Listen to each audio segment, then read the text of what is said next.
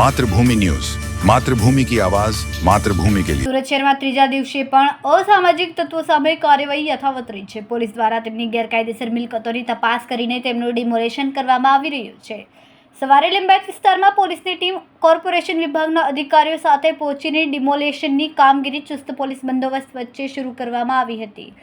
Police દ્વારા છેલ્લા 3 દિવસથી દરેક પોલીસ સ્ટેશન હદ વિસ્તારમાં અંદર જે અસામાજિક તત્વો હતા તેમની યાદી તૈયાર કરવામાં આવી।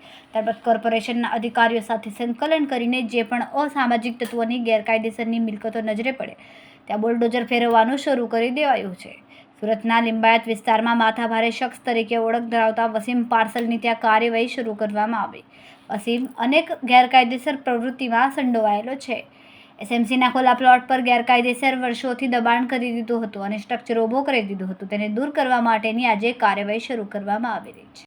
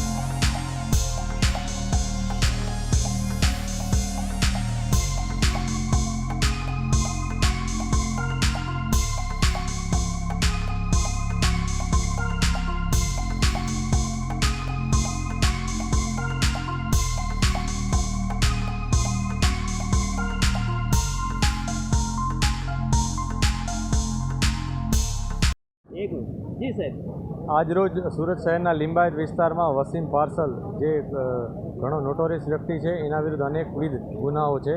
લગભગ 25 જેટલા ગુનાઓ છે। એમાં એ પાસા પણ જઈ આવ્યો છે। આ ઉપરાંત એના ઉપર મારામારી, ચોરી, લૂંટ અનેક પ્રકારના ગુનાઓ છે। વધુમાં જોઈએ તો એ આ વિસ્તારમાં પોતાની ધાક જમાવવા માટે માંડવાળી કરવાની હંમેશા પ્રયાસ કરતો। પોતાના માણસો બેસાડી કબજો લઈ લેતો જગ્યાનો, મકાનોનો, અને પછી એ જે ફરિયાદી હોય એની સાથે ગેરવર્તણૂક કરી, દબાણ કરી અને એની પાસેથી સસ્તામાં મકાનો મેળવી લેતો। આ પ્રકારની અનેકવિધ ફરિયાદો અમને મળી હતી। આ ફરિયાદો, રજૂઆતો ધ્યાનમાં લઈ અમે બધું ચેકિંગ કર્યું હતું। એ દરમિયાન અમારે ધ્યાનમાં આવ્યું હતું કે એણે એસએમસીના રિઝર્વેશનવાળી જગ્યા ઉપર પોતાનું એક બાંધકામ કરેલ છે કે જેમાં એ ઓફિસ બનાવી અડ્ડો ટાઈપ બનાવી દીધો હતો। આ અડ્ડામાં બેસી અને આ જ પ્રકારની નોટોરિયસ પ્રવૃત્તિ, ઇલીગલ પ્રવૃત્તિ અને અસામાજિક કામગીરી કરતો રહેતો હતો। અહીંયા ઘણીવાર એ લોકોને બોલાવી ધાકધમકીઓ આપતો, માંડવાળી કરાવતો। એટલા વિસ્તારમાં ઇન્ડાયરેક્ટલી એક પ્રભાવ પાડવાની સતત એના પ્રયાસો હતા અને આ બાબતની જાણ અમે એસએમસીને કરી હતી। એસએમસીએ કન્ફર્મ કર્યું કે આ જગ્યા છે એ લોકોની પોતાની છે, એસએમસીની, અને એના ઉપર ઇલીગલી સ્ટ્રક્ચર છે। આ સ્ટ્રક્ચર અત્યારે તોડી પાડવામાં આવ્યું છે। આ ઉપરાંત અહીંયા એણે ક્રિકેટ બોક્સ પણ બનાવ્યું હતું જેના ઉપરથી પણ એ રેવન્યુ જનરેટ કરતો હતો। વધુમાં કબૂતરો પણ એણે પાળી રાખ્યા હતા। એ કબૂતરો પાળવાની કોઈ પરવાનગી નહીં હતી, કશું જ નહીં હતું, બધું ઇલીગલી અહીંયા બધું એનું કામકાજ ચાલતું હતું। આ બધી બાબત ઉપર અત્યારે કાર્યવાહી કરવામાં આવી છે। વસીમ પાર્સલ હાલ કઈ જગ્યાએ છે? વસીમ પાર્સલ હમણાં ભાગી ગયો છે। પોલીસ એની શોધખોળ કરી રહી છે। હમણાં જ એના વિરુદ્ધ જે ગુનાઓ નોંધાયા છે એના ઉપર પણ કાર્યવાહી થઈ છે। અનેકવિધ લોકોએ આવીને આ જ પ્રકારની રજૂઆતો કરી હતી, જે અનુસંધાને એના વિરુદ્ધ કાર્યવાહી કરવામાં આવી છે। ગુનેગારોને શું મેસેજ આપવાનો?